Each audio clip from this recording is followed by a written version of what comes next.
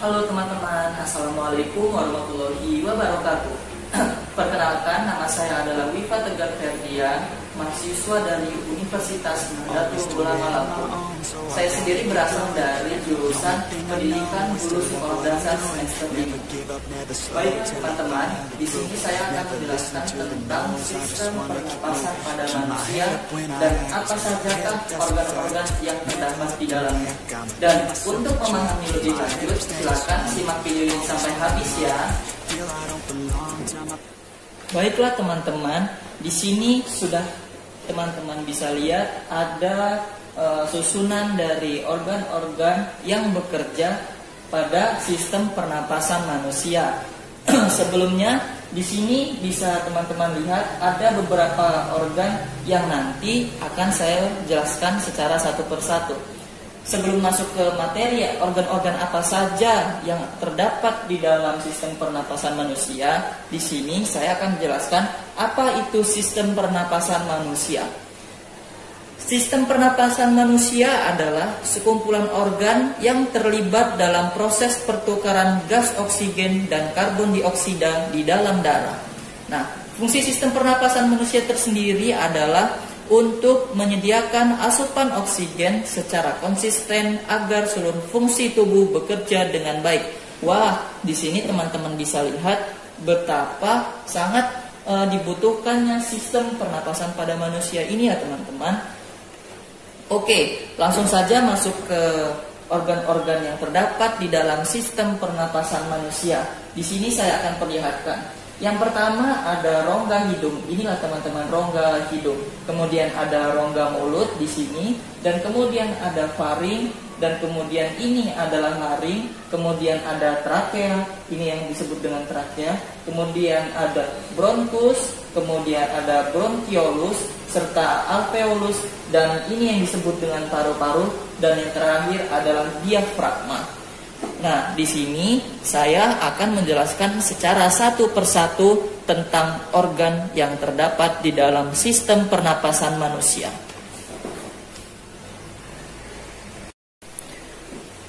Oke, baik teman-teman. Di sini yang pertama kali akan saya jelaskan yaitu dari yang paling atas ya. Yang pertama adalah rongga hidung. Ini rongga hidungnya teman-teman. Rongga hidung adalah gerbang utama keluar masuknya udara setiap kali kita bernafas. Dinding di dalam hidung ditumbuhi rambut-rambut halus yang berfungsi menyaring kotoran dari udara yang kita hirup. Nah, jadi bahwasannya semua yang kita hirup itu tidak melulu tentang zat karbon dioksida teman-teman. Bahwasannya ada zat lain seperti gas, mungkin juga polusi udara yang lainnya teman-teman. Jadi di sini fungsi bulu-bulu rambut halus yang tumbuh pada dinding hidung yaitu berfungsi untuk menyaring apa saja yang kita hirup teman-teman. Kemudian lanjut saja yang kedua yaitu adalah mulut. Mulut merupakan organ sekunder lain dari hidung. Dalam kondisi normal, udara akan masuk ke dalam tubuh melalui hidung. Namun, pada saat tertentu, seperti hidung tersumbat, mulut dapat menggantikannya apabila dibutuhkan. Jadi, mulut di sini nih tetap sama fungsinya seperti rongga hidung apabila hidung tidak berfungsi dengan baik ya teman-teman. Kemudian yang selanjutnya yaitu adalah faring.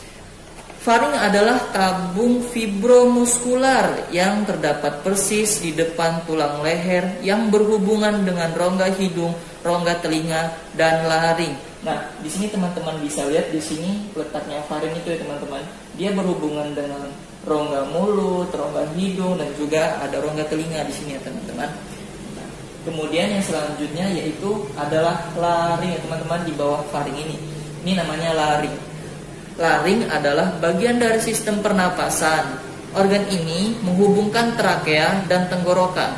Selain memiliki peranan penting dalam menghasilkan suara, laring juga berfungsi mencegah makanan dan minuman masuk ke dalam saluran pernafasan.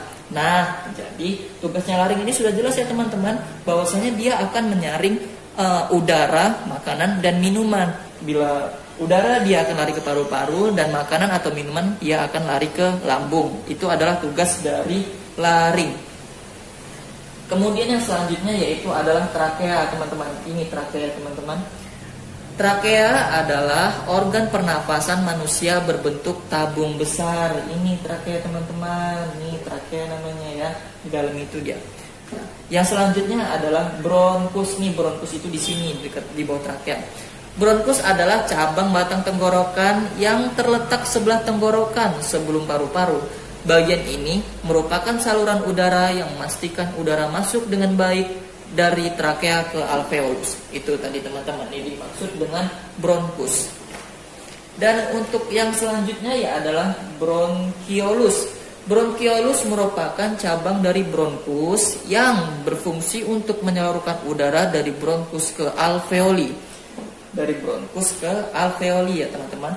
Kemudian yang selanjutnya adalah alveolus. Alveolus adalah salah satu organ pernapasan manusia yang berupa kantung udara kecil di paru-paru. Nih alveolus nih teman-teman, cabang-cabang kecil di ujung ini ada berbentuk cabang-cabang ini di dalamnya, yaitu ada kantung-kantung kecil teman-teman di cabang-cabangnya ini ya teman-teman.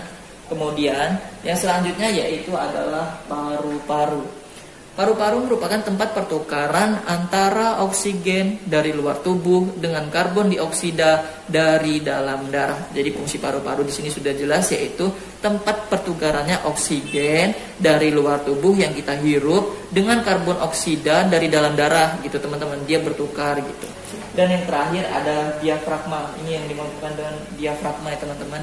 Dia di bawah letaknya ini. Diafragma merupakan otot utama yang digunakan saat bernafas. Ia terletak di bawah paru-paru dan jantung yang memisahkan rongga dada dengan rongga perut. Diafragma berbentuk menyerupai kubah yang dapat bergerak naik dan turun seiring proses pernapasan manusia. Nah ini nih, dia ini bisa bergerak. Jadi kalau teman-teman suka merasakan tubuh bergerak pada saat kita bernafas, itu adalah diafragma ini tadi gitu. Karena pada saat bernafas ia akan mengembang, dan pada saat ia mengeluarkan nafas ia akan mengecil. Begitu teman-teman.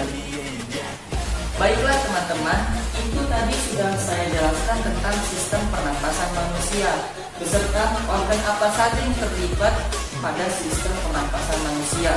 Semoga ini dapat dipahami dan memberi pemahaman lebih lanjut kepada teman-teman, dan semoga semuanya dapat dimengerti dengan baik ya teman-teman.